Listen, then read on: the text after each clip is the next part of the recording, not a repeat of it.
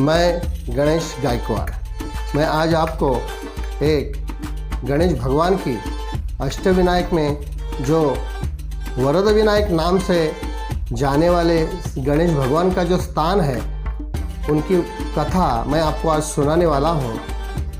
एक बार एक राजा, उनका नाम है रुक्मानंद, वो वैजंत ऋषि के आश्रम में आ जाते हैं और आने के बाद वैजंत ऋषि की जो पत्नी है वो रुक्मानंद राजा पर मोहित हो जाती है, क्योंकि रुक्मानंद राजा बहुत ही खूबसूरत और बड़े ही सुंदर थे।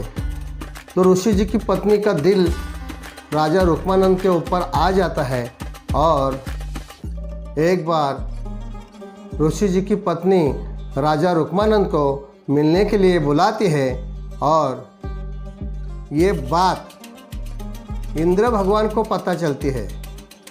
लेकिन ऋषि जी के पत्नी ने राजा रुक्मानंद को जब बुलाते हैं तो राजा को ये बात पसंद नहीं आई। लेकिन वहाँ पे राजा जी नहीं आए, लेकिन इंद्र भगवान को ये बात पता चली और इंद्र भगवान ने अपना रूप बदल के राजा रुक्मानंद का रूप लिया और ऋषि के पत्नी को मिलने के लिए पहुंच गए।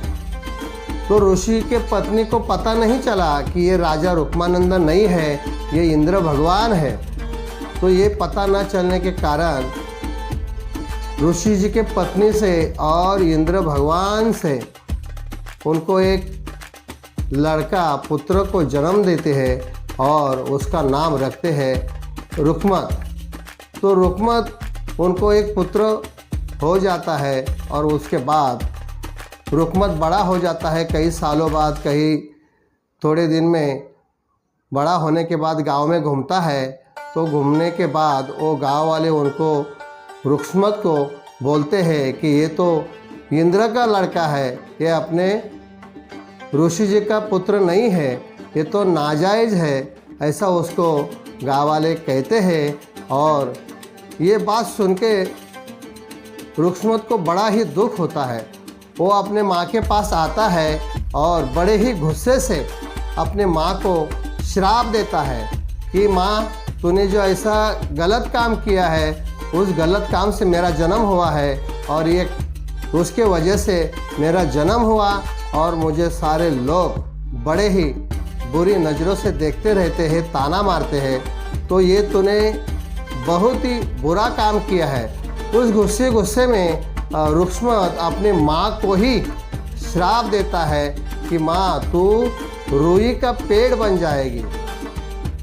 तो ये बात सुन के माँ को भी बड़ा ही गुस्सा आता है और गुस्से में माँ ने भी रुक्मत को श्राप दे दिया कि रुक्मत, तुम्हारा जो होने वाला लड़का है वो लड़का भी, वो पुत्र भी तुम्हारा एक राक्षस बनेगा, एक राक्षस का जन्म लेगा।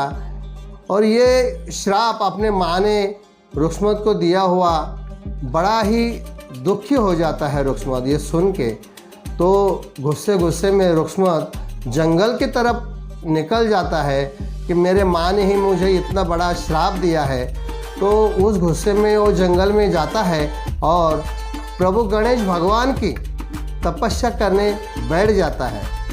और कई महीनों के बाद, कई सालों के बाद श्री गणेश भगवान रुक्मत की तपस्या देख के उसको साक्षात दर्शन देते हैं और रुक्मत को बोलते हैं कि रुक्मत, तुम्हारी तपश्चर्या से मैं ही बड़ा ही प्रसन्न हुआ हूँ, बोलो तुमको क्या वरदान चाहिए।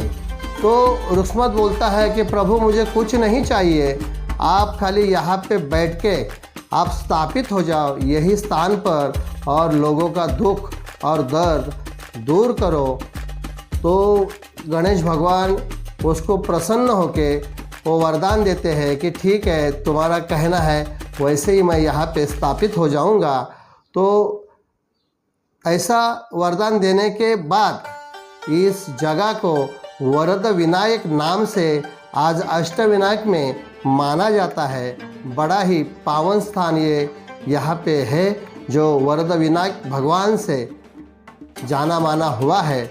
तो इस तरह वरद विनायक भगवान की ये जो कहानी है तो इस तरह है कि रुक्मत को वरदान मिला था, इसलिए इस जगह को, ये स्थान को वरद विनायक नाम से जाना जाता है।